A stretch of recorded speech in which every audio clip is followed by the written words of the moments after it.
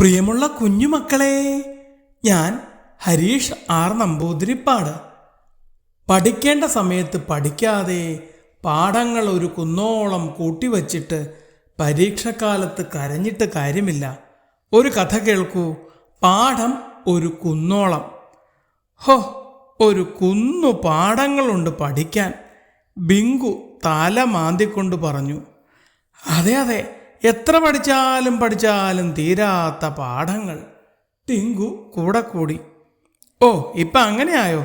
ഇത്രയും നാളും ഒന്നും പഠിക്കാനില്ലെന്ന് പറഞ്ഞ് കളിച്ച് നടന്നിട്ട് പരീക്ഷയുടെ തലേന്നാണ് ബോധോദയം ഉണ്ടായത്.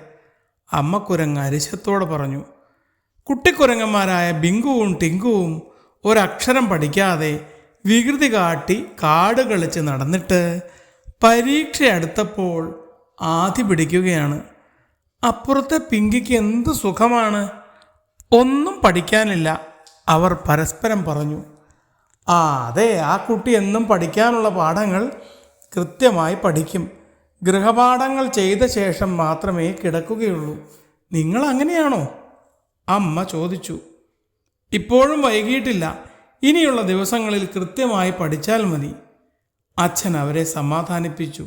ശരി അച്ഛാ, ഇന്നു മുതൽ ഞങ്ങൾ കൃത്യമായി പഠിക്കും. പഠിക്കാനുള്ളത് പഠിക്കാതെ കുന്നുകൂട്ടി വയ്ക്കുകയില്ല. ടിങ്കുവും ബിങ്കുവും ഒരുമിച്ച് പറഞ്ഞു.